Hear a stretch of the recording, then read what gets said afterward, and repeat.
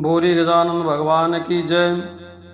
Bhavani Shankar Shastri 94 YouTube में आप सभी का स्वागत है।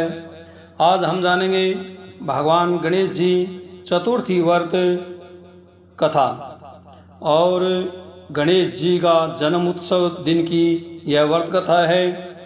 भगवान श्री गणेश जी की कथा बहुत लाभकारी, शिव जी को भी करना पड़ा था 21 दिन का व्रत। इस कथा से आपको बहुत ज्ञान मिलेगा। ये कथा सुननी भी चाहिए जो व्यक्ति व्रत करता है। श्री गणेश चतुर्थी की तिथि करीब है। इस दिन भगवान गणेश जी को जन्म के रूप में मनाया जाता है। इस बार 7 सितंबर 2024 को गणेश चतुर्थी का व्रत है और इस दिन सच्चे मन से भगवान गणेश जी की आराधना करने पर लाभ मिलता है।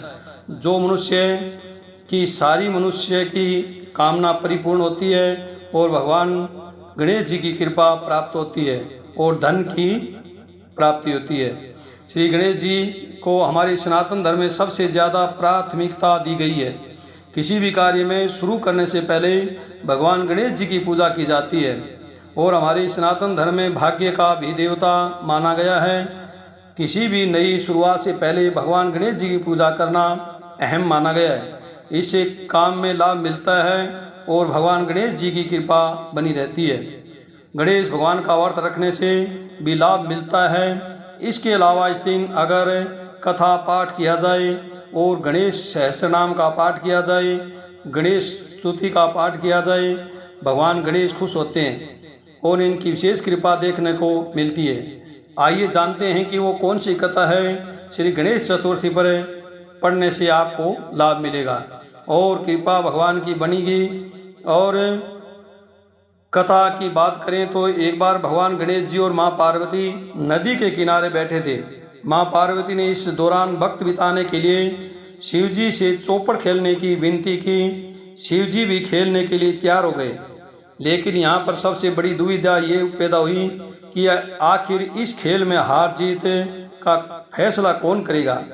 ऐसे में शिव जी ने भी कुछ तिनके बटोरे और पुतला बनाकर उसकी प्राण प्रतिष्ठा कर दी। इसके बाद उन्होंने पुतलों से भी विनती की, बेटा तुम इस खेल को देखना और हार जीत का सही फैसला करना। तो शिव जी और पार्वती जी ने इसके बाद यह खेल खेलना शुरू किया। उन्होंने ये खेल 3 बार खेला। तीनों बार माँ पार्वती जीत गई और शिव जी की हार हुई।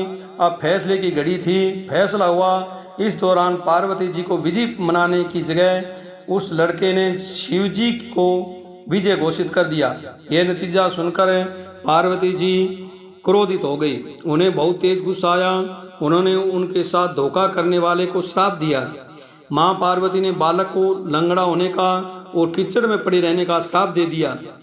बालक को जब इसकी गलती का एहसास हुआ तो उसने माँ पार्वती से इसकी माफ़ी मांगी।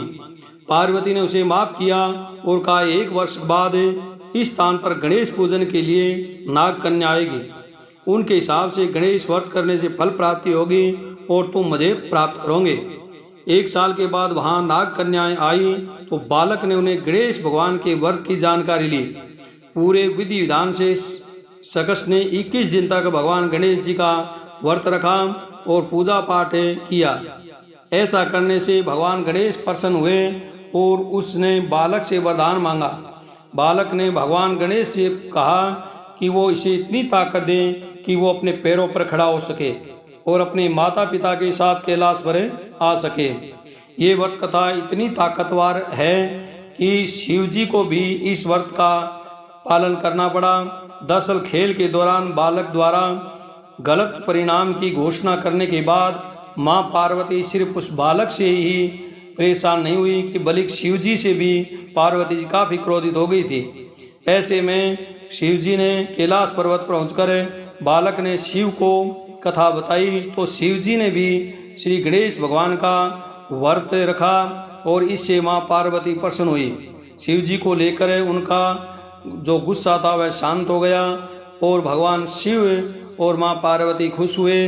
और इस व्रत को जो व्यक्ति करता है उसकी मन की इच्छाएं भगवान गणेश जी महाराज परिपूर्ण करते हैं। इस दिन गणेश चतुर्थी के दिन भादवे की जन्म उत्सव के दिन चंद्रमा का दर्शन नहीं करना चाहिए। जो भूलवश चंद्रमा का दर्शन कर लेता है उसके कलंक लगता है, झूठा कलंक लग जाता है।